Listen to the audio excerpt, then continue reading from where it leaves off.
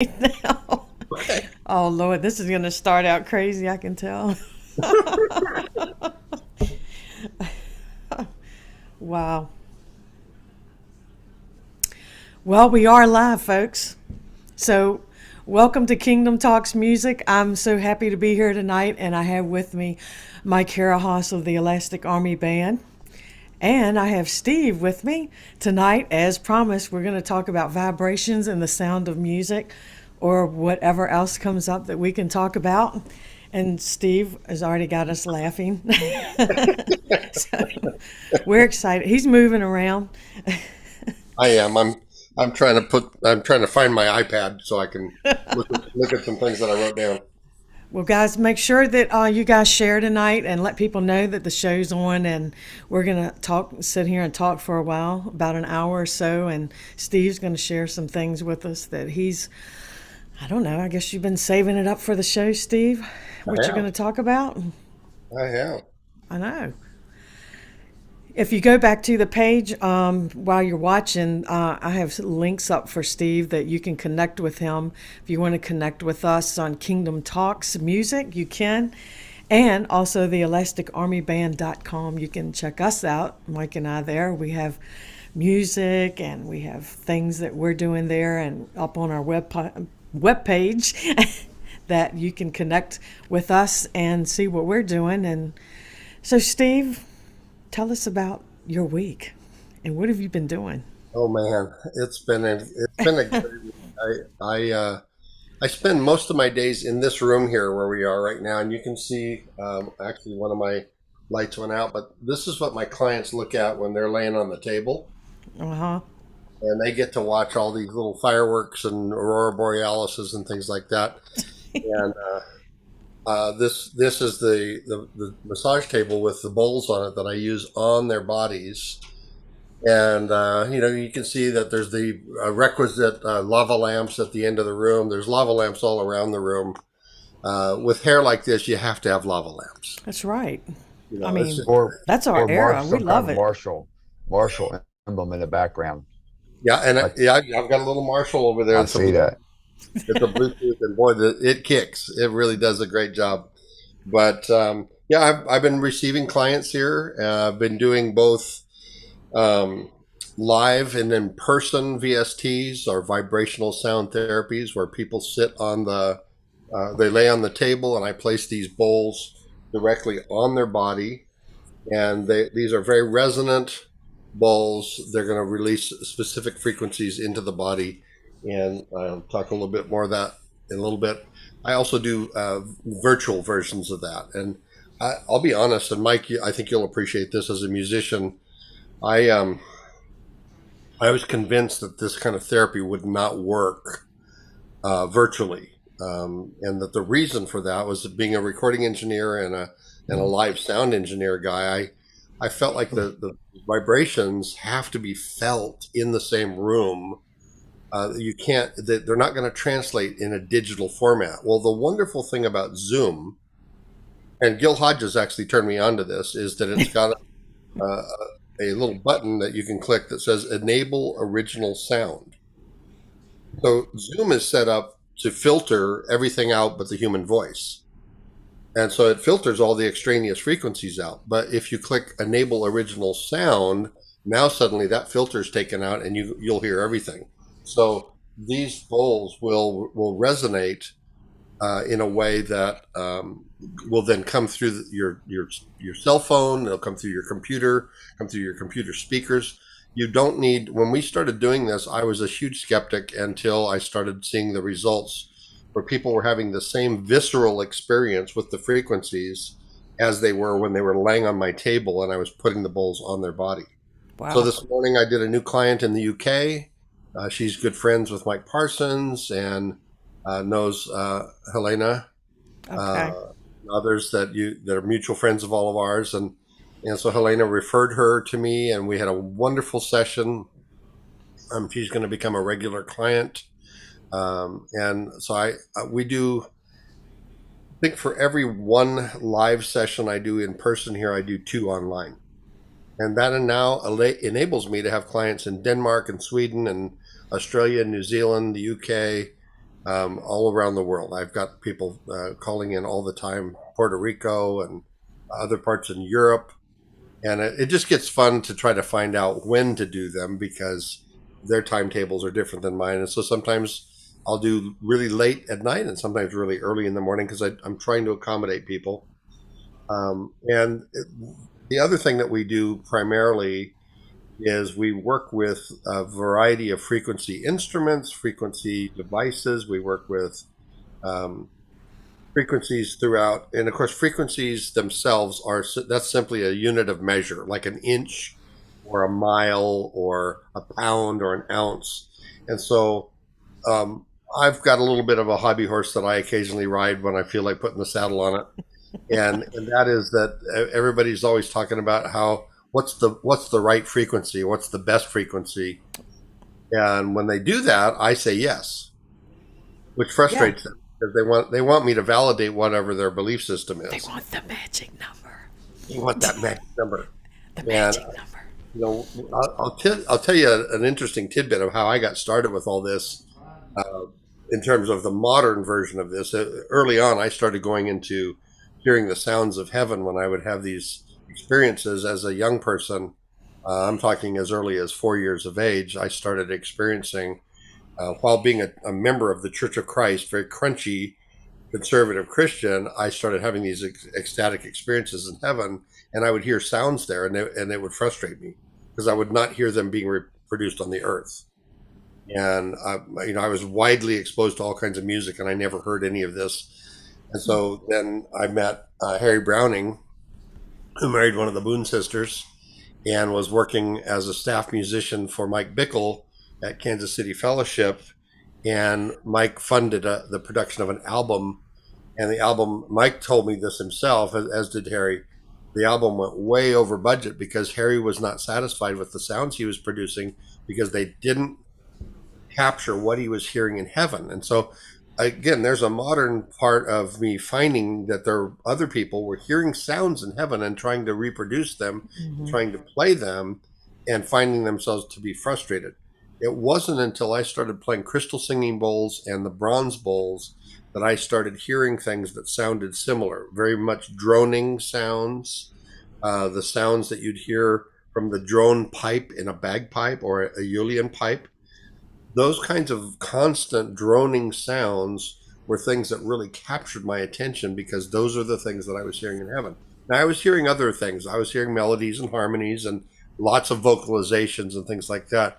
But for the most part, it was that droning sound. And so, that led me to do a lot more in-depth research and experimentation with our ministry at the time, which was called the Circle of Worship. Then I went out a few years back around 2000, and I went and saw some of the prophets. So Bob Jones was there, and Paul Keith Davis was there, and uh, Don Potter was there. And so Mm-hmm. Don and I had met before, and so I went up to Don, and we were talking backstage, and he says, "Man, I'm doing this thing." He goes, I tricked my band. I didn't tell them I was going to do this. I went and tuned all of their instruments down to 432. I said, 432? Why would you do that? He goes, I don't know. I thought that would be interesting because I read this stuff on the internet about Hitler and the Rockefellers. And he says, I don't think most of that stuff's true. But he goes, I found it intriguing. So I thought, well, why not try it? So he did. And they experienced a number of healings that took place spontaneously during worship. So he said, check it out, And so he encouraged me to try it. And he said, let me know what you find. And so I went back to Circle of Worship. And the next week that we met, I secretly tuned down the keyboard and all the guitars.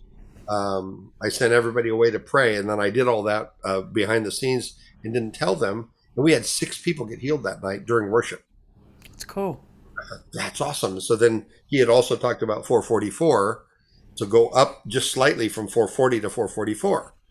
And the word on the street was that 440 was a lot of chaos and all that, but 444 was like an optimum frequency. So the next week I did that, and again we saw 7 people healed during the meeting. Mm. But then I went farther than even Dawn did. I went the next week and I tuned everything back to normal. We were at A440, which is supposed to be the chaos frequency, and we had 9 people get healed. Hmm. So I Wow. went to the Father with that, and I said, Lord, what's going on? Is there a magic number? Is there a magic frequency? Is there a frequency of the earth, that we call the Schumann resonance? And everybody has assigned that to 728 or 534 or whatever. But if you really understand the Schumann resonance and the science behind that, it's not one frequency, it's a variety of frequencies. Mm. There's no such thing in scientific terms as the frequency of love or a frequency of healing or a frequency that'll do this or that'll do that. All of the frequencies in the spectrum, which the Bible calls the voice of many waters, Mm. That's whole cool. spectrum of frequencies that Mike knows, especially as the all of the points on an Mm. equalizer. So you Right. when you bring in a sound analyzer and you analyze a room and tune that room when you're setting up a PA system, you can go in and find the offending frequencies and dial them out of that particular room and that particular space. That's wonderful, but all of the frequencies do matter. And so we don't want to notch some of those out. We don't want to isolate some of those. That's reductionist thinking. We need holistic thinking where we look at all of them. And so when you hear a waterfall, part of why it's so restorative to us is because of all of the multiple frequencies in both the low spectrum all the way up to the real high spectrum and the frequencies that you can't hear on either end. And you're also dealing with light frequencies at that point when you're dealing with nature that way. So my understanding from what I got from my conversation with the Lord about this was all the frequencies matter, but any shift or change that you make captures the cell's attention in your body and they will modulate accordingly. Mm. So, I've had people say, well, there's those demonic sounds like heavy metal, like when those guitars make those screeching sounds, or, I don't know how to tolerate that any more than I do somebody telling me that if I don't tune to my piano to 432, that I'm playing devil music by leaving it in A440. The reality is all of those sounds work. And here's an example. I've done a lot of research into the growing of plants. World hunger is a big deal, and finding ways to increase productivity in the plant world, the plant kingdom, is really important to me. And I've been involved with a lot of that over the years. Well, what they discovered back in the 1960s was that there were several types of music that worked really well for growing plants at exponential growth. We're talking 2 feet higher. We're talking 75% wider plants, greater yield of fruits, more tomatoes, more apples, more whatever. And the music, the most prolific music for that, believe it or not, is the sitar. Oh yeah. Now, the Wow. We reason for that, as you could probably expound on, Mike, is that the sitar has that drone string, but Mm. then it also has all of the sizzle strings that fill in the frequencies. Now, the next most potent music is heavy metal music. Now, why is that? Why would Megadeth or Metallica or any of those bands, why would their music work that way? You're going to get the deepest lows from the kick and the bass. You're going to get the highest highs from the high sounding cymbals and the high shrill guitar work and the high vocal work, but you're going to get everything in between. So when you do a spectrum analysis on some of that music, you see everything's fluttering. It's all activated.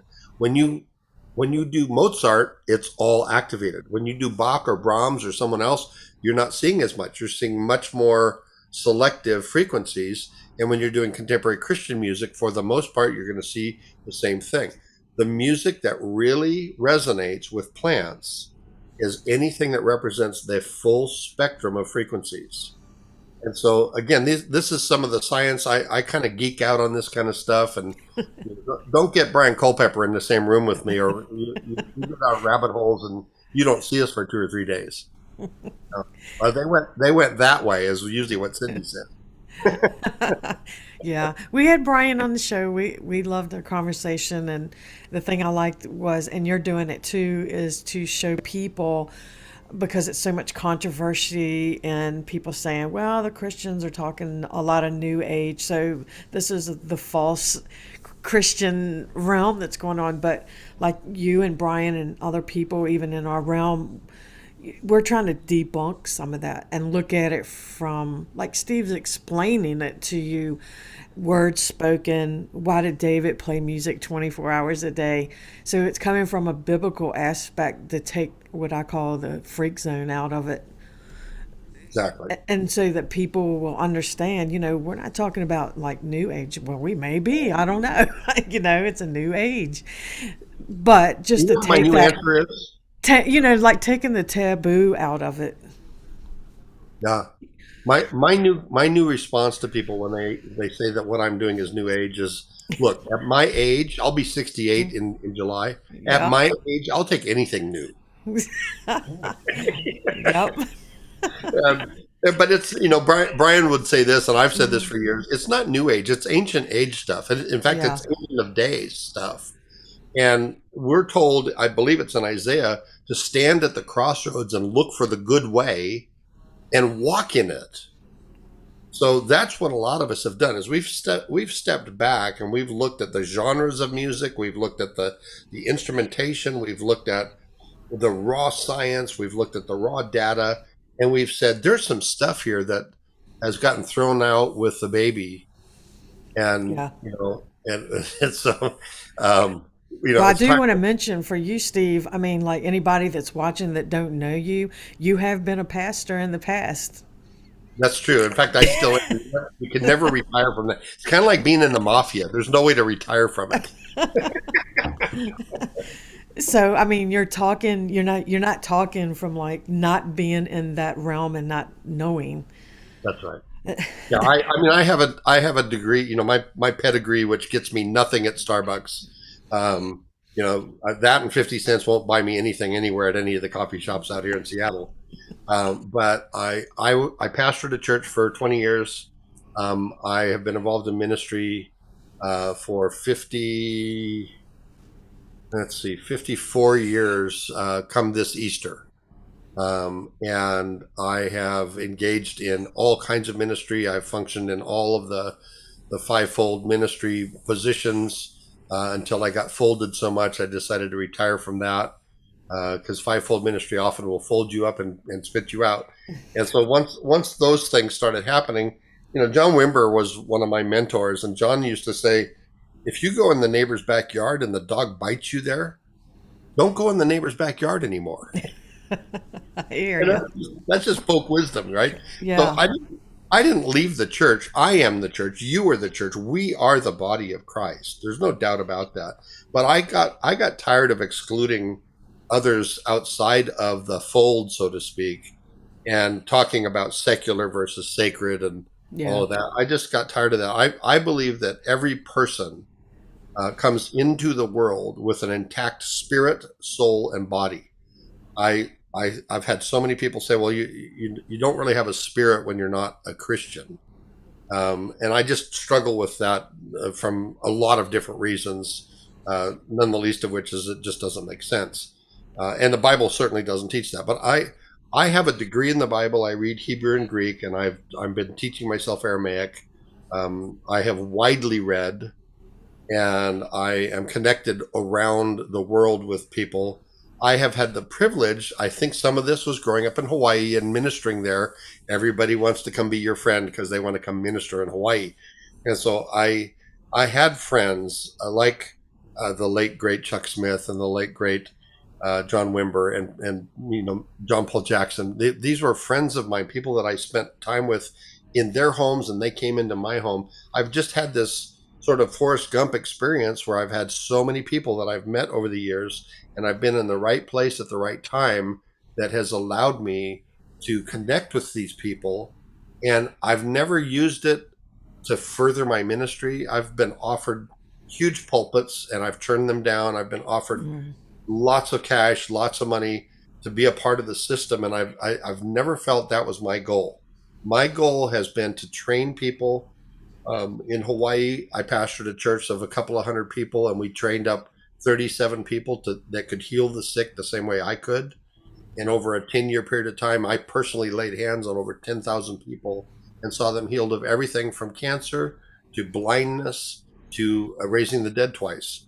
So I've got a ministry background, Mm-hmm. but from the time I was 4 years old, I started having sentient beings show up, which was not a part of my theology at age 4, or nor was it as an adult. Right.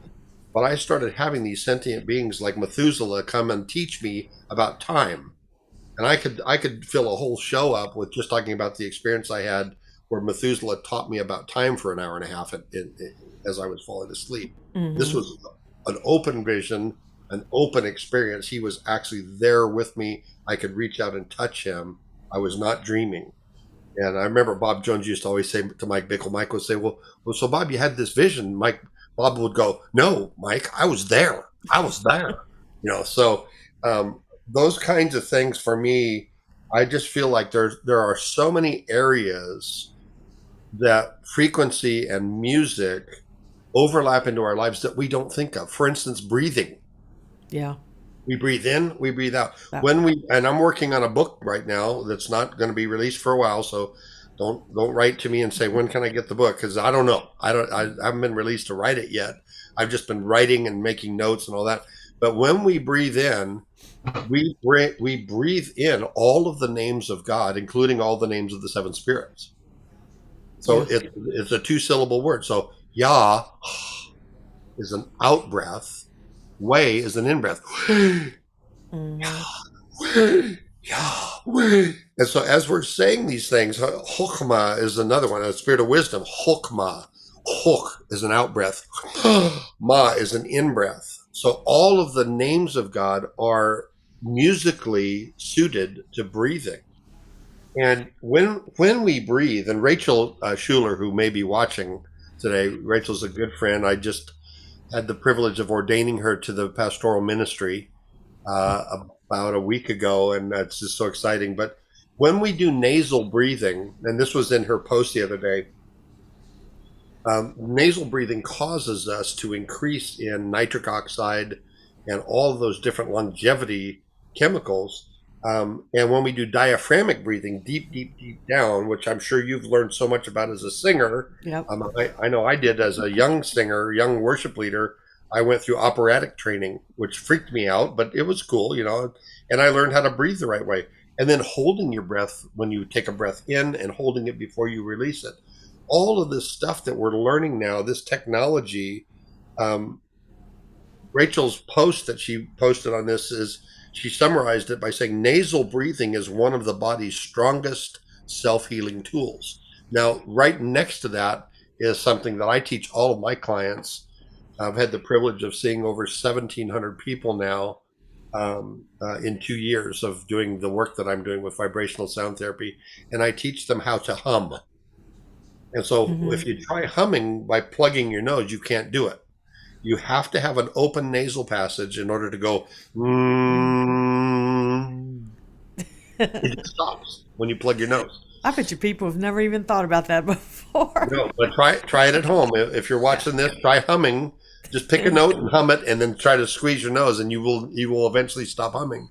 So when you hum, it vibrates the roof of your mouth, and when that happens, you release from the glands that are above the roof of your mouth. You release nitric oxide, which is a longevity.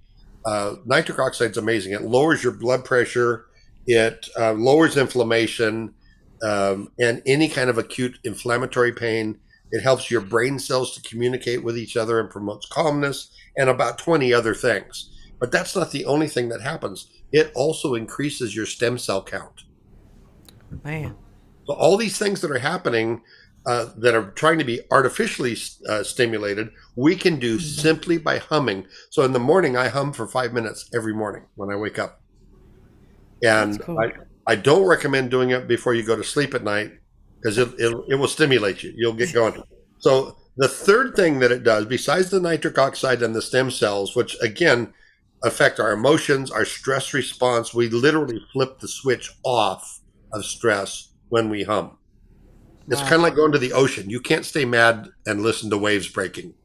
Just, 10 minutes at the ocean will cure you of almost anything. But the third thing that happens with humming is the telomeres, which are the little knuckle-like ends of our mitochondria.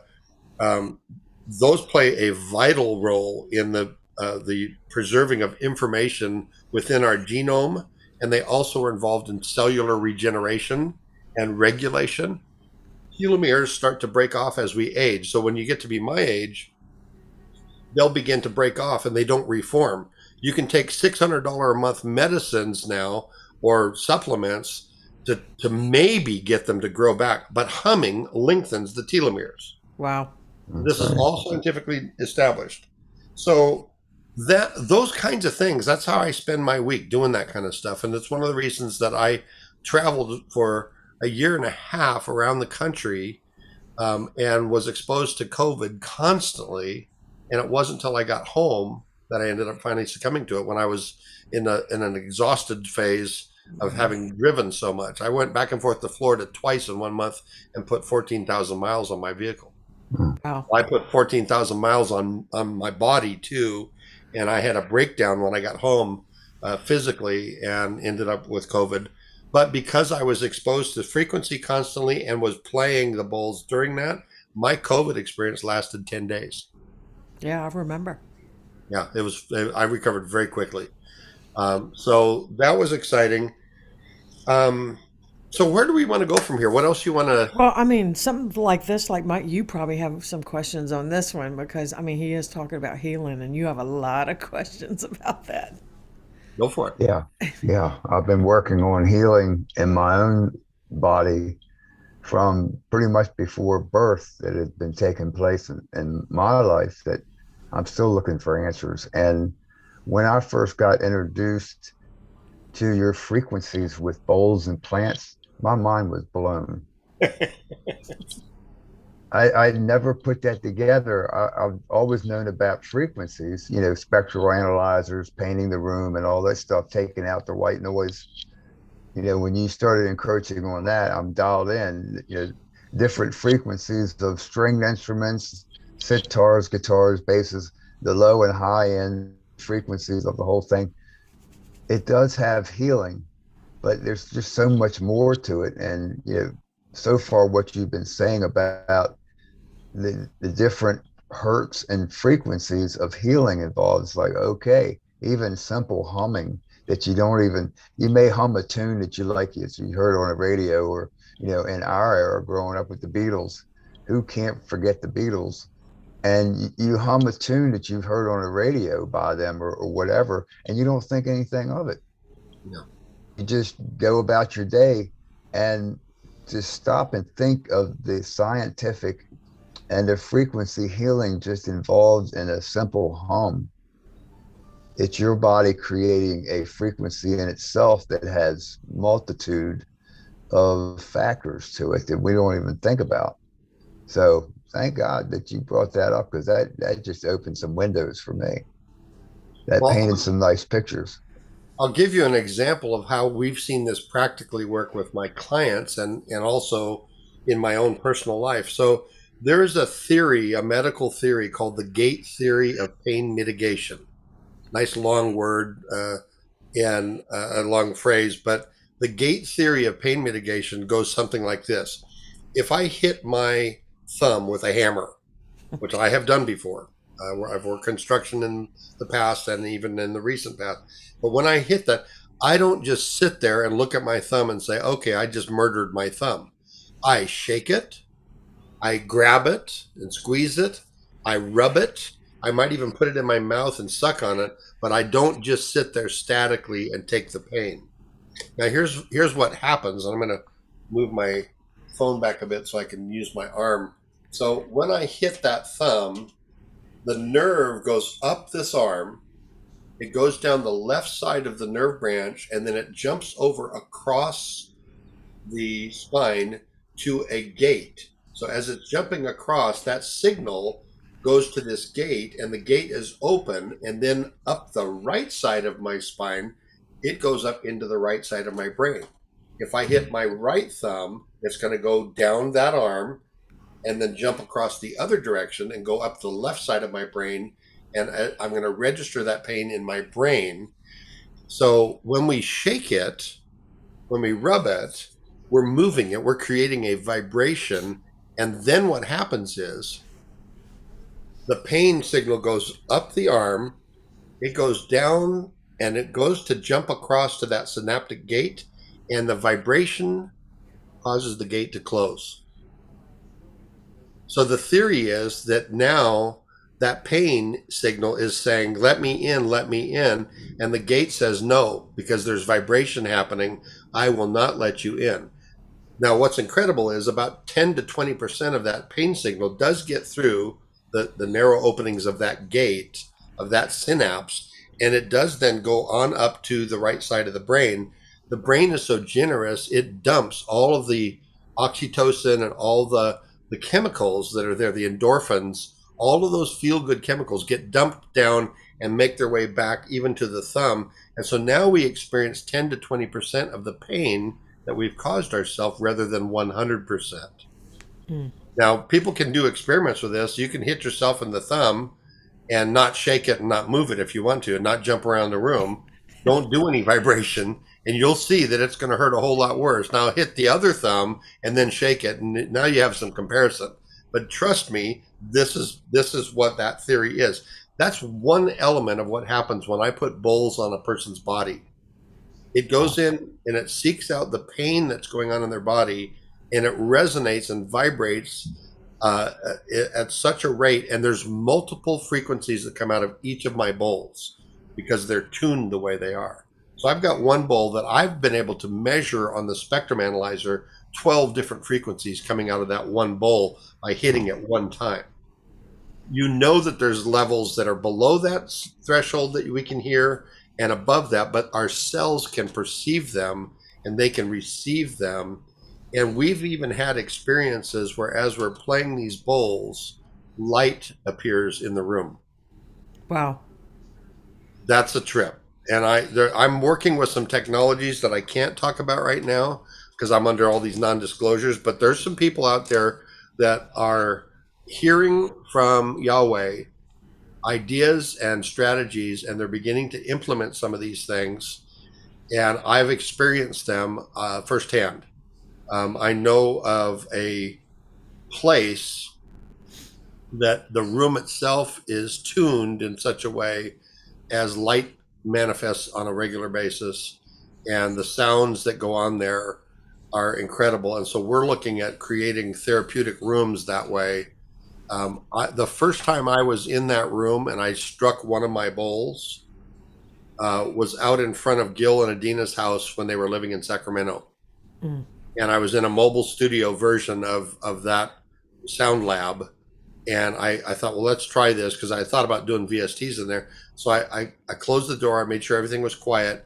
I struck the bowl. 10 minutes later, I woke up. Like literally the frequency knocked me out. Wow. And I ended up, thankfully, there was a soft floor to land on. I had literally knocked myself out. And so then I had to work with the originator and the inventor to tone it so that I could survive in there, and so here's an example of something where if we could create a therapeutic room that we could then generate frequencies and tones in, that could be targeted towards healing people. What's not possible for us? If we can translate the sounds of a waterfall into a room like that through using things where, for instance, it would be as simple as Mike playing his guitar with some of the effects that he's got in a regular place and having it impact people both emotionally and with healing, but then going into a room like that where suddenly it puts his music on steroids and now you're like, the sky's not even the limit. Yeah. We don't now know. He's laying on the floor, right? Yeah, exactly. But we know that we can mitigate that and control that in such a way and manipulate the capacity of rooms like that in order to become very, very effective at bringing healing. The long-term goal is to create spaces like this all over the world that therapists can then go into and work and bring incredible amounts of healing. So that's a lot of what I do in my spare time, and Yeah. but I spend most of my days doing vibrational sound therapies, and we typically for an hour long session, and they usually get more than an hour, but for an hour long session, we're able to uh, vary the price depending on what we work out. Some people buy packages and all that, but it's like a buck and a quarter per hour. And then we also when it's live here, we do something called sacred touch therapy that's similar to massage. It's a modality that I've invented and created, and it's based on doing certain specific kinds of touch that releases trigger points and some of those kinds of things. And then we also are involved in a number of other technologies that we use. We've been involved using the Healy. I'm a big advocate of the Q-Link. Hmm. I mean, there's so many different modalities. Water is a big deal. You can't have proper electrical functioning of the body without the proper hydration, just like a battery. And so those things are all a part of the work that I'm doing. And then we also do the crystal singing bowls in sound baths, which again, those are available on my website for purchase. Not the bowls. We can order bowls, but you have to consult with me on those. But we've gotten bowls for lots and lots of people in the country. It's just, in fact, I just sent out a complete chakra set to a couple that has been wanting that. It took me a while to put it together. And I used the C word. Oh, Yes, oops. you did. Oops. Yeah, but I mean, the word chakra is simply it means wheels. Yeah. And like we know the wheels within the wheels is a biblical concept, Yeah. and I've just stopped trying to have to justify everything. The fact of the matter is we have energy. Everything is energy, everything is frequency, and the most common word for the power of the spirit, which most Christians would buy into, the power of the spirit, the most common word is not dunamis, it's actually energeo, which sounds like the word energy because that's where the English word comes from. Hmm. So the energeo of the spirit. Demystifying and demythologizing a lot of the nonsense that's out there where people are afraid of things is half of what I do. And I do it out of love and compassion. I don't do it because I want to be right. I could care less about being right. Because again, who wins? I might feel like I win, but then I have to make somebody lose. I'd just as soon, and I heard you say this the other day, that we would embrace conversations that don't have to have a winner or a loser, that we can just have dialogue with one another Hmm. and explore. That's how ideas come. Yeah, because I mean, like a lot of the here we go. I gotta say it. Church people, they always want to have an argument over. So it doesn't fit in your box, so you want to argue about it. But I do want to ask you this, and maybe you'll answer. What do you say? Like somebody says, "Well, we have Jesus for healing. Why do we need these techniques?" Great question. I get that all Yeah, the time. time. Um, I'll answer it this way. I'll answer it the way Jesus answered it. Um, so Jesus said, I only do what I see the Father doing. So we can extrapolate from that Jesus's activities and engagements with healing are representative of what he perceived the Father doing. So Jesus, the joke story is that three blind men show up and they're having coffee together in Capernaum, and they're kibitzing about what it used to be like to not be able to see until they met Jesus. And one of them says, well, it was incredible. He was walking down the street. I heard the crowd. I reached my hand out. He reached over and he put his hands on my eyes and touched me, and I could see. And the second blind man, former blind man, said, Mm. well, that's not how it works. He walked down the street and saw me, and he came over to me and he spit in my eyes, and I was healed. Yep. And the third guy says, I'm sorry, you guys both have it wrong. He spit in his hand and then he put dirt in his hand and he made mud and he put that in my eye. That's the way you get healed. So Jesus used physical modalities as well as his words to heal. And he would often give them commands to go do certain things. So I also believe that God has given us certain things like herbs and seeds and vegetables and fruits and things that have healing properties within them. And science is always catching up to what the Bible has revealed. And so if I always say this to people, if you and Jesus are okay with you being healed and you're getting all of your needs met through just you and Jesus, fantastic. God bless you. I love it. But most of the people that I know have not had that experience. And this coming from a guy that's healed over 10,000 people with these hands in Jesus' name.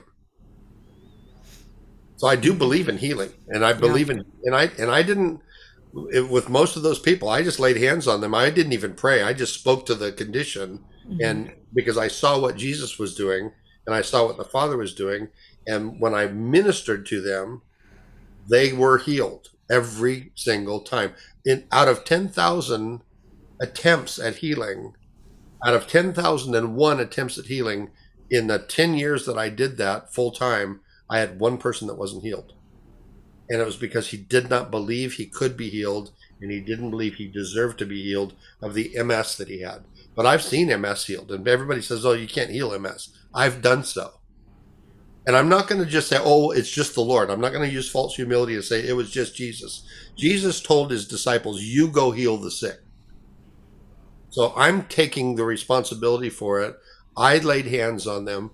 I spoke to their condition. Their eyes opened. We had a guy whose eyes opened up, having been born without optic nerves. And his name was Bob. And Bob, I laid hands on his eyes. And when I took my hands off of his eyes, he could see for the first time in his life. He went to the hospital. I told him, I said, go get checked out by the doctors. He went to the hospital, and the doctor started crying because he said, Bob, you are seeing perfect vision, but you still don't have optic nerves. Wow. How did this happen? And so he said, well, this guy named Steve laid hands on me and ministered to me and at church, and now I can see. And he goes, well, that's not a healing, that's a miracle because you have no optic nerves. So we saw so much of that stuff, Karen. It was just incredible watching these things. And so, by the way, thank you for the show. Somebody just I watched in the line. Somebody just said, "When can I book a vibrational sound therapy session with you? I want to do it right now." And so we're happy to do that. I will make room for you, and even if I have to get up in the middle of the night to do it, I'll make sure that you're taken care of. Yeah. Just But make sure that you guys message Steve on your Facebook. They can reach you, right?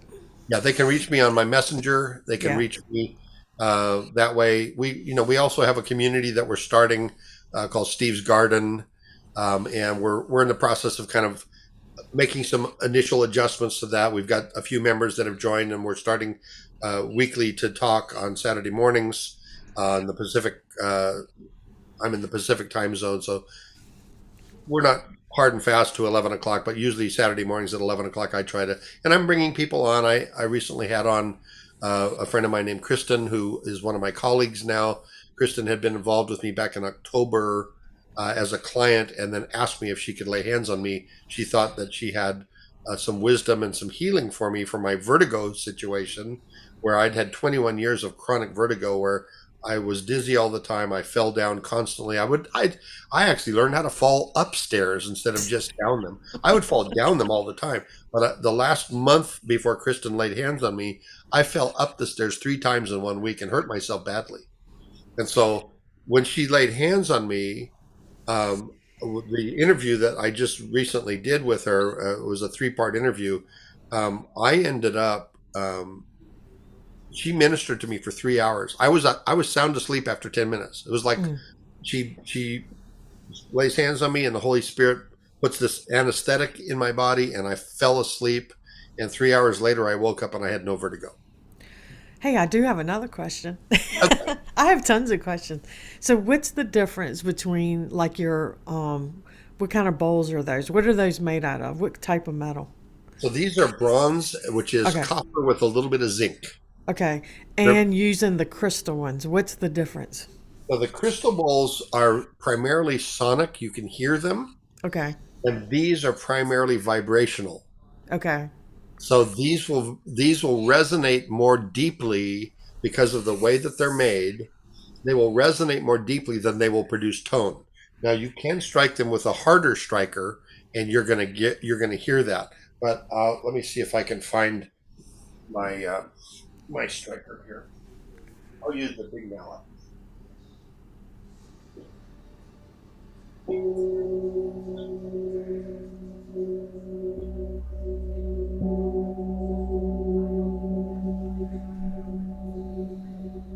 So I'm feeling this, holding it in my hand. I'm feeling it literally all the way down to my feet. Oh, that's cool. I'm feeling the big bowl that's towards the back of the room. I'm feeling that in my chest right now, as well as this one. But now here's this little one.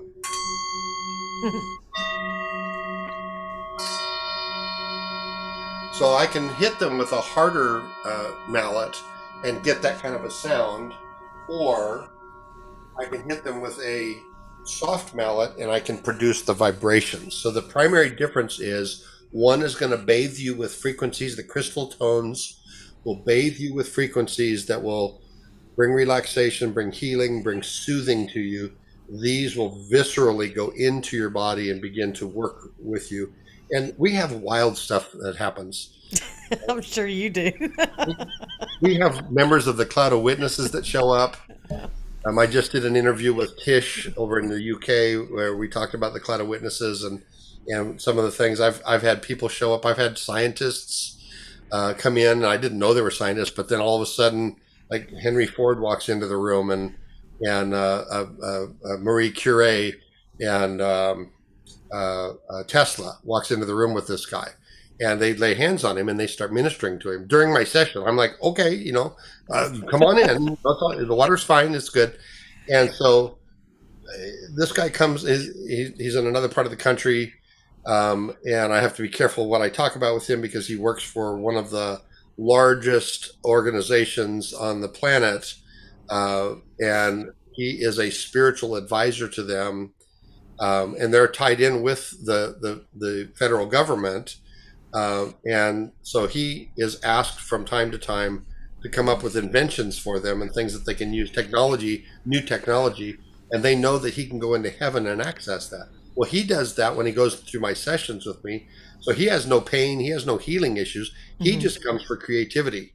And I have authors and musicians and songwriters that come see me before they go into the studio, before they go into writing. They do sessions, or they'll do sessions online, and it helps them develop their creativity more. It releases that. So this guy came and he asked me if he could sit down and talk, sit down and write notes for 2 hours after his session. And so I gave him a little place to go do that. And the next time I was in that area of the country, he came in for his fourth session. And when he did, I asked him about that. I said, what were you writing the last time? In fact, what do you do for a living? And he told me what he does. He said, I'm a spiritual advisor to this organization. And I'm like, I didn't know they had spiritual advisors. That doesn't sound, this is like a scientific community of people. They don't do spiritual advisor stuff. He goes, well, they do with me. And he said, I got such a download while I was on your table that I wrote down all the schematics and all the engineering notes and the specs during that 2 hours. And I went to Washington, D.C. that week and I sold it to the government for over $1 million. Wow. And I thought to myself, no wonder he tips me the same amount as the session costs. He would give me like $125 payment for the session and then $125 tip. And I'm thinking, this is nuts. This is crazy. Wow. Now you know. So, Steve, like, I know we're going to talk about crystals and we're going to take the taboo out of that soon. Yeah, absolutely. So if you're using the crystal, but you're using the bowl made out of crystal, what's the difference? So that's a great question. So the crystal bowls are formed by crushing the quartz crystal or the other minerals. We use gemstones and all kinds of things. I even have bowls that are made out of diamonds. They're a little more expensive than the I quartz. bet they are. And I have bowls that are made out of 24 karat gold. So yeah, there's some amazing technology out there. And my company has a factory in right outside of Utah, in Mill Creek, Utah, where these are made. So these are American made. These are made over in Nepal at our factory there. And I have a group of people there that make these. And we're the largest importer on the planet of the bronze singing bowls. But the crystal bowls, they resonate with After being crushed, we extrude them into a kiln, uh, little cylinder, and we take that and put it in a kiln and bake it, and then we break the mold off, and now we get this beautiful sounding bowl. We run a tuner over it to listen to what frequency that is, and we assign that note. And it's like having a baby. You don't, you might know it's going to be a boy or a girl, but you don't necessarily know whether they're going to have lots of hair or just a little bit of hair. You don't know if they're going to have long fingernails or short fingernails. There's a lot of unknowns with these bowls, just like there are with kids. And so we treat each of the bowls as a birth. And somebody was asking me the other day, they said, do you think that crystals and crystal bowls are beings? I said, well, in the sense of them having sentience, I don't know about that. But according to the definition of the word be, if they exist in space and time, they be. Therefore, they are a being. Being. That's right. Mike has a bunch of guitars. They're all beings because they be. That's right. Because I'm asking because I mean, like people hold the crystals, right? Yeah. So, and if you're playing them, is it the same So thing when happening? you play the crystals, you Okay. release the energy in a different way than when you hold them. Now I'm gonna let you in on something if I can do this. So underneath my table,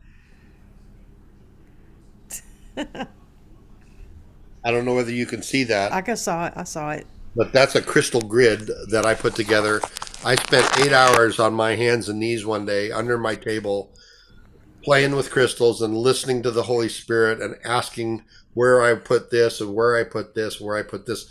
I've had people come in and say that they didn't even know anything about crystals. They didn't even see these. They felt like they were sinking into my table during the vibrational sessions, Mm.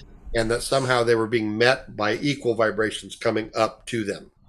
So when we talk about demystifying crystals for and helping Christians to feel comfortable with a part of creation that God intended for them, and then anybody watching that's not coming from the Christian camp will get a lot out of this too, because God sat me down for 4.5 hours in a chair and had me teach him about crystals. Hmm. That was whack. It was so next level whack I can't even begin to describe it. He said, I want you to teach me about what an igneous rock is and how it forms a quartz crystal. I said, God, you created that process. He goes, I know, but I want you to tell me what you know. And then he would respond to what I said, and he took me through the 5 basic major categories. So igneous, which is stones built out of fire, metamorphic, sedimentary, the natural things like pearls and amber and things like that, and then rocks from outer space like pectites and um, uh, uh, desert glass and meteorites, things like that. Yeah. So I went through all of those, and he gave me the download, which I'm working into a seminar now that eventually I want to produce, and I want to work with you on that because I think that you've got such skill and such a gift at visuals that I just want to consult with you on that, and maybe we can work together to create something. But I'm so excited about that because I've never heard anything like it, and we'll preview some of that on the show that we do on crystals. And I can't wait to connect with Craig on that too because I think that's pretty Yeah. exciting. But I don't have a shop, but right behind where in front of me that I'm looking at, I've got a closet filled with boxes of crystals of all sorts. I've been an amateur rock hound, making up for lost time because when you grow up in Hawaii, there's lava rock and there's sand, and then Wow. there's lava rock and then there's sand, and then there's some lava rock, and you don't there's and then there's sand and there's not a lot else. But what I did find over the years is I found selenite, I found opal, I found quartz crystal, places, pockets in the islands where some of these things existed, and they're very few and far between. They do have the Hawaiian stone is called olivine, but it's actually the August birthstone peridot. And I have a peridot singing bowl. Oh my gosh! When I play that thing, people wig like they get healed. It's crazy. Like we've had people walk in and go through profound healings um, through just listening to the bowls. And one of the funniest things in the world is to is to be in the room with Nancy Cohen and play those bowls because Nancy can't handle the frequencies. She freaks. They overpower her, and so she would walk by at her place when I was up there in residence, and I would start the sound baths, and she'd maybe come back to the back to do some laundry for the massage tables and stuff, and then she would walk by and she'd go, "Oh, she would with her ears plugged because she couldn't deal with the frequencies." Yeah. And so there are people that are very sensitive like that, and I think that's wonderful. I have a tolerance for them, but I get whacked sometimes too. And we were recording up there in Colorado with Miles Anderson, who I think you know. Yeah. Miles was playing his flute, and I had my Koshi chimes, which I'm going to grab one of those. It's cool. Steve has a whole toy store right there. Look at this. Oh yeah, okay.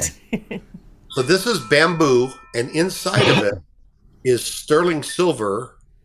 You can't really see very well down that tube, but basically these are fixed sterling silver tines or chimes that a striker that's on this little paddle, and they're all tuned. There's 8 notes in each one of these. They're all different, and so I import these from from France. So anyway, I'm not sure why I even started talking about those. Um, Well, the interesting thing that Mike and I have been talking about you and Brian was incorporating some of this stuff in the music. so that's where I was going with that. So we Yes. played 10 of these, all different frequencies, and Miles walked in between us playing them. So there were 3 of us playing the chimes, and Miles is walking with his flute. We got up to 17 minutes of recording. We had planned to do a 35-minute recording. We got to 17 minutes, and I went like this. I couldn't take it anymore. And so the recording engineer, who was my friend, stopped the recording. I fell to the ground. Nancy's 15-year-old grandson, Cody, fell to the ground. And my recording engineer, who was playing some of them, fell back onto the table and was just like, oh my gosh, And so it was so thick. And Miles looked at me. Miles was like, I could barely move. So we're just going to take that and loop it so that it'll be a Yeah. 17 times 2 kind of a thing. And but it was very, very powerful, very powerful. And so my goal, like one of the things that I've been discussing and throwing out is that Brian and I do some recording together with the plant music, Yeah. his keyboards, my guitar, and some singing bowls. And then I would love to play and collaborate with Kira or Laura C. or actually anybody involved in Kingdom Talks music. I just think that with you guys too, one of the things that these are good at is that droning sound. So I can create a constant deep level drone or a high level drone, and that becomes a musical pad that then Mike can play all around and you can sing all around it and all of that. And I just feel like as we introduce those layers into the music, we're going to start layering the level of frequencies. And again, that brings us back to the waterfall principle of the voice of many waters. Yeah, because we've been talking about that, and we would love to collaborate and do some of that. You know. A lot of the songs that we put together over the years involve what I hear waterfalls, especially when we be playing and go into a vamp and just see where the Holy Spirit takes us. I get the sensation of being next to a waterfall and listening to those different patterns of tones coming down and hitting the rocks and other water. And you're exactly right. There's a boatload of frequencies happening there that it just opens that spectrum wide to come in with guitar with different effects and all that. And especially talking about the drone, I'm big on drone tones with the guitar. You're creating some very odd chordage that I can't even name. I have to go through my chord dictionary, which is 4,400 chords, and that doesn't cover it all. And I also obtained a book on 700 different scales to try and help me name what's going on. You know, Wow. the Phrygian, Locrian, and jazz and blues and rock scales. It's crazy. Yeah, it is. But to So start we are painting, we're at the point with technology that I think we can start doing some projects like this without all having to be in the same studio. Although my studio experience over the years has been all about being in the same place with musicians and collaborating that way. So we'll figure it out. I mean, one of these days I'm gonna want to get back there physically where you guys are, bring my stuff with me, and do something live. Brian and I have a vision for an event that we want to do one of and then replicate this. And that is to bring a plant orchestra together with 14 or 15 plant devices with 14 or 15 different plants. And we will place them on stage, have them tied into a mixer so we can bring up each plant on its own with its own set of frequencies and its own song, and then Brian be on one side of the stage, me on the other side of the stage, and we are backing up the plant orchestra or the plant choir as the plant sings. Now, I did something like this with my plant Rosie. That was a rosemary plant when she was still here on the planet. She's passed on now, and I took her remains and composted her, and she's now in my current plant that I sing, whose name is Lucy, and she's a peace lily. And Lucy's been around the country with me at various places too. But Rosie traveled for almost 18 months with me. We were in Houston, and the pastor there asked me if I would allow Rosie to come and sing with her worship team.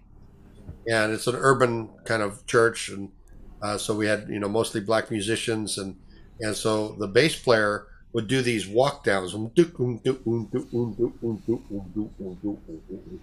Rosie would go oh, wow. That's funny. and follow. And he would look over and go, "Are you doing that?" I said, "Nope, that's all the plant." Now, I have been an internationally known worship leader and all this kind of stuff. They didn't want to hear me. They didn't want me to play my guitar. They wanted me to administrate the singing of this plant. And when we were doing this, the pastor came up and held the plant, and then she invited 6 different people from the congregation to come up and hold the plant, and they got healed. Mm. This is during worship. They got healed by just holding the plant. And then later that week, she brought several people in and introduced me to them, and I brought them in and introduced them to Rosie and let Rosie do her thing. And we've seen this happen over and over and over again. Miles and his wife, Jody, I believe, loaned me their big rosemary plant when I was in Colorado, and we saw so many people get healed, and we even had a deliverance take place. It was it's crazy when you're playing a singing bowl that everyone says, well, that's got to be New Age, but when you're doing a sound bath. I did this at Dr. O's church in Venice, California, and we're playing, and there's like about 45 people there, and there was a guy there that was visiting from another country, and he manifested a demon. And he came over like fully manifesting this demon, and I just took him and buried his head in my shoulder, and I kept playing the bowl, and I'm holding him, and he's squirming and like trying to scream and everything, and I wouldn't let him. I wouldn't give him any breath. I just held his mouth against my chest, and I would let him breathe every once in a while, and he'd start to yell, and I'd put his head back. And so eventually, I took him over and I put him on the couch or the front pew, and I sent somebody over there. I said, just make eye contact with him and tell it has to be quiet and it has to leave. And then literally say to it, don't make Steve come over here. Okay. So because you get to a certain place in your life and your ministry where you are known in those realms. And so when this lady said that, he sat up and looked at me and said, "Are you serious?" And I said, "Don't make me come over there." And he went down, and the demon came out just like that. But we weren't doing deliverance; we were doing a sound bath, Right. right? And so I was just playing crystal singing bowls, and this guy manifests because he felt the presence of the Lord so strongly that it released something in him of a heart's desire to be pure and to be holy and not to carry that anymore. And I told him afterwards, I said, you get a lot of attention by manifesting these spirits. I bet you do this all the time. And he said, how did you know that? I said, the Holy Spirit just showed it to me. You do this every Sunday back home at your country in your church. I said, knock it off, or you're not. It's one of these days. You're not gonna get free, and this will consume your whole life. And so then I sat down and counseled with he and his friend and made sure that they understood the dynamics that were going on. Mm-hmm. And then we tried playing the bowls again, and he was fine. Well, Steve, we're a little over an hour, but do you have anything that you'd like to end the show with? Wow, I want to thank you, Karen, for putting this together, and as always, like all the stuff that you do, the memes that you put together for me, the ads that you put together. I'm just like my friends cannot wait for me to make a statement that they're like. I have one friend that says, you make statements that are Karen worthy. Look, you didn't talk about one of them. You said you'd have a song ready for the one I did last. I know I did. I haven't had the space or the time to do that yet, but one of these days I will. I would say probably the most important thing to people that I have to offer is that all the frequencies matter. And if you want to live a good life, learn to hum, learn to breathe more than what you normally do. If you guys are interested in finding out what kind of water I drink, I'm happy to tell you about that. It's not a network marketing thing, but it is not cheap water either. It's one of the most highly structured waters, and we've done some Kingdom Talk shows on that. But I'll simply say this. Find ways to engage music, even recorded music. I curate a lot of music for my clients here that I play, and I think I have like a playlist of one playlist that goes for like 6 hours, and it's all curated music, mostly Icelandic composers, people like Olafur Arnalds and Heinrich Fredrickson and people like that. They're really obscure, and they're not even necessarily Christians, but they do believe. When we talk about unbelievers so flippantly sometimes, like everyone believes in something. And if most people are given the opportunity to be introduced to the Creator, and maybe I'll end with that story, but when they're introduced to the Creator, they're not going to reject that. They're going to accept that. I'll end with this story. I was in a state, I won't say which one, and it's known for its kind of new agey community and all that. And so lots of hot spots there. And I was invited to dinner one night at this guru's house, and the Lord told me to go. And so I show up, and there's like a dozen people there, and these people are all the cream of the crop, new agey, people. They're doing all the psychic fairs. They're bringing in, the Deepak Chopras and the Dr. Weil and all these different, new age doctors and teachers and all that. And they're putting on these giant conventions and all that. So these are the people that are there, and they came together specifically to ask me questions. And like, who am I? Like, I wasn't even doing much at that point. I barely had a crystal singing bowl, let alone these bowls that are behind me here. But I knew a lot about frequency and music and all that. And so we're having dinner, and one of the guys that's the big heavy guru guy finally says, okay, I can't stand it anymore. We have to ask you this question. And the Lord had said to me, don't correct them on anything they say about you. Accept it, and then I will give you the response. I said, okay.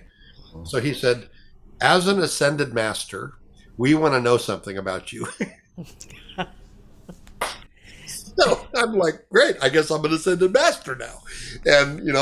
And so I worked for Walter Martin, who was the Bible Answer Man, the original one, and wrote Kingdom of the Cults and Kingdom of the Occult. And so I know a lot about comparative religions, and I know what ascended masters do and who they are and all that. And so, but here, this guy thinks I'm an ascended master, and we've never had a conversation. He saw the anointing on me and conferred upon me that I was some kind of an ascended master, some kind of a super shaman. And he said, the concern that we have, and we've been talking about it all day before we got here tonight, our concern is that the energy that you're walking in, you don't know what you're really doing. And so why aren't you afraid when you go out into the ether? Why aren't you afraid of snapping the cord, the silver cord off of your belly button? Hmm. Well, so the belief that they have is that we all have a silver cord that attaches us to the life that we live, and that if you break that cord, your physical body will die, but so will your soul, and so will your spiritual body. And Hmm. so that's their belief. Well, I actually had an answer for them, which was pretty incredible based on my testimony of growing up in the Church of Christ. The night that I became a believer, I was sitting on the beach at the Bonsai Pipeline on the north shore of Oahu, where the big surf takes place. And I was at a church camp, and I was looking at the stars, and I looked up at the stars, and I said, God, if you're there, if you're real, and if your son is who he says he is, I want to know you. And suddenly his son was standing in front, the creator's son was standing in front of me. Now, I knew better than to use the name Jesus, because that would have triggered these guys to turn me off. So what I said to them was completely the truth. I said, the creator's son is named Joshua.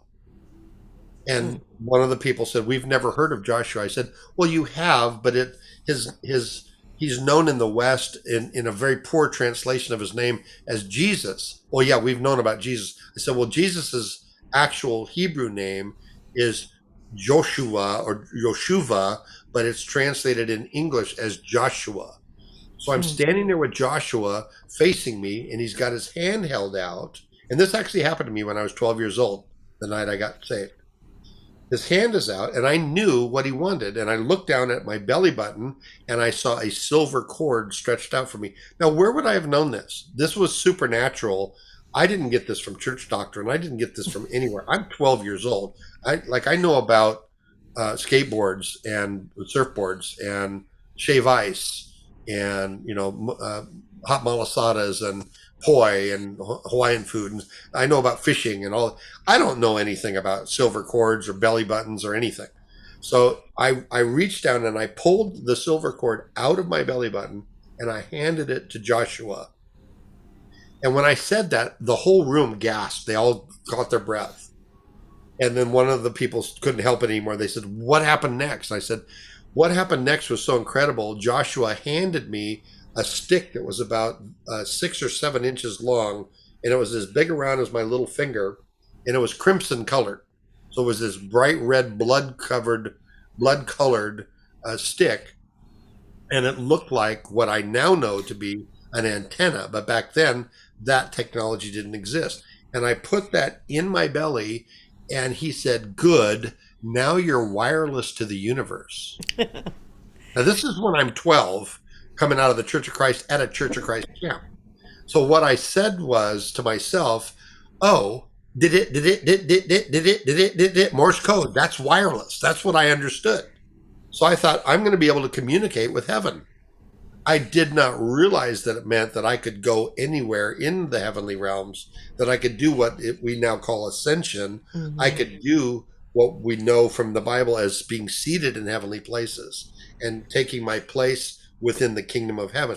I didn't know any of that then, but I soon found that out because my capacity increased so much. Now, the end of that story is they ended the meeting because I freaked them out. A year later, I run in literally with my shopping cart. I run into one of those women that was at that dinner, and I crashed my cart into her by mistake. I came around the corner too fast, and she jumped backwards and started crying. And she said, "Oh my God, you're still here." And I said, "Why, yes, I am." And I pinched myself. I said, "Yes, I am." Did you think I wouldn't be? She goes, "We thought you were nuts." And I had given her my card. I said, "Do you still have my business card?" She goes, "Yeah." She goes, "It's on my refrigerator, and I think about you every day, but I'm not ready to talk to you about Joshua. I'm just saying, I'm just not ready." But she goes, we all thought we would hear about you dying or maybe never hear from you again, but you're still here." And she goes, "You're totally freaking me out.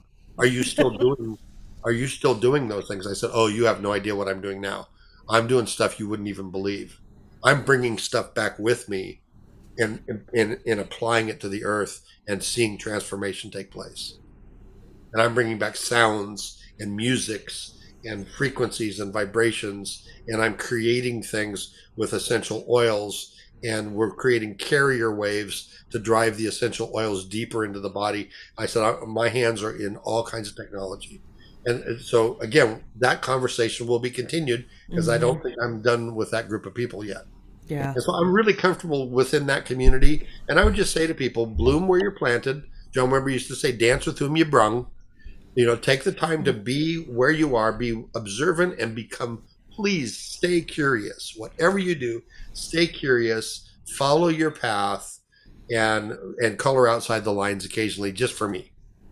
Yeah. There you go. Well, Mike, do you have anything that you wanted to say before we close out? It's just more open doors for me to walk through as far as frequencies and Hmm. I am like can't wait to do some corroboration with the bowls, whether crystal or bronze. Awesome. I know there's something massive that's going to come out of that. Well, you And guys, let me know. You drive my schedule for me because I've got the most uh, flexibility in terms of myself. I'm seeing clients a lot. In fact, there's a client that has been very persistent. She has messengered me. She has sent it on my website, and she sent it through something else. And she's like, "I want to call you in the morning and book a session now." And I'm like, "Yes, ma'am." So I was able to say to her, "Absolutely." So, but yeah, anybody that wants to book a session online, all you have to do is messenger me. Go to my normal page on Facebook, Steve Hampton. Use the links that Karen has provided. And worst case scenario, send out a smoke signal. And I do take chickens and goats when I'm traveling, but otherwise, cash works, PayPal works, whatever. Yes, for sure, because that's what we're having the shows for, is for you guys to connect with people like this and be able to, get your healing, get your music and information that you're looking for that you're not necessarily getting in the institution.